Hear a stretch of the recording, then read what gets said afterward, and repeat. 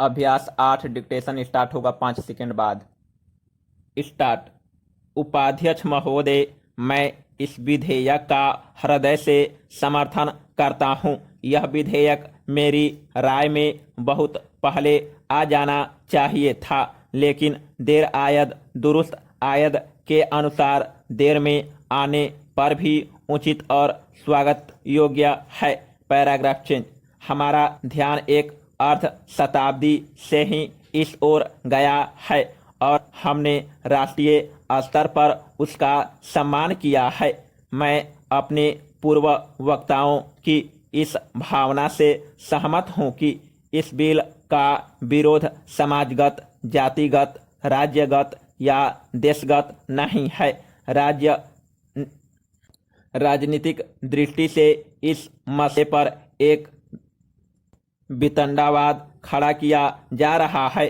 तमिलनाडु, केरल, मैसूर और आंध्र प्रदेश, जहां भी आप जाए सभी जगह आज यही भावना है।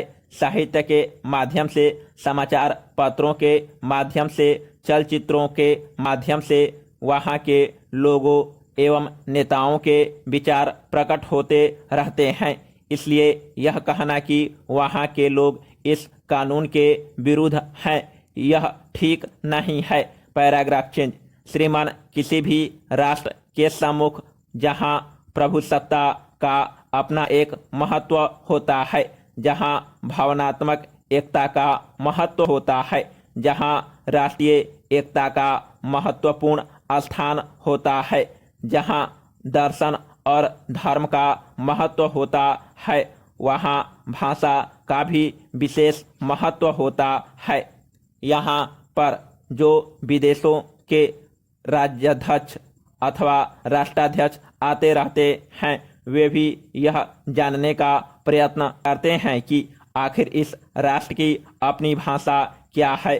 जब उनको यह मालूम पड़ता है कि यहाँ पर विदेशी भाषा अंग्रेजी का ही प्रचलन सरकारी कामकाज में होता है, तो उनको भी दुख होता है। जो हमारी संस्कृति एवं प्रतीक है, जो अनेक भाषाओं का एक सुंदर संगम है, उस भाषा को पीछे छोड़कर हमने विदेशी भाषा को जो प्रधानता दी है, उसको शीघ्र समाप्त किया जाना चाहिए। Paragraph change. श्रीमान, आप हमारे देश के सांस्कृतिक जीवन की ओर दृष्टिपात करेंगे तो आप पाएंगे कि इस देश में देवी की पूजा अंग्रेजी में नहीं बाची जाती है। विवाह संस्कार के समय संस्कृत के ही श्लोकों का उच्चारण किया जाता है, अंग्रेजी में नहीं।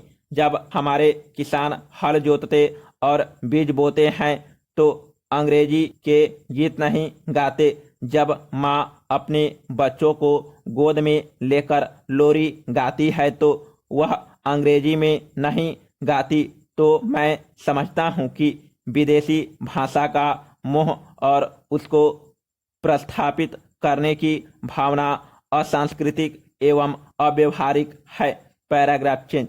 देश की भावनात्मक एकता को बनाए रखने के लिए दक्षिण भारत की भाषाओं को उत्तर भारत में पढ़ाने का भी उचित प्रबंध होना चाहिए।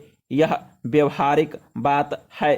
लोगों के मन में किसी प्रकार का संदेह उत्पन्न नहीं होना चाहिए। हमको भारतीय जीवन, संस्कृति एवं दर्शन में दक्षिण का नेतृत्व प्राप्त हुआ है। सागर स्वयं दक्षिण के चरण पखारता है, किंतु भारत का ललाट उत्तर है। हम चाहते हैं कि हमारे देश में इस प्रकार की भावनात्मक एकता स्थापित हो, जिसमें उत्तर और दक्षिण, पूर्व और पश्चिम की बात न कही जाए। हमारा देश एक है। इस सार्वभौम सत्ता की रक्षा के लिए यहाँ भावनात्मक एकता पैदा करनी है। समाप्त।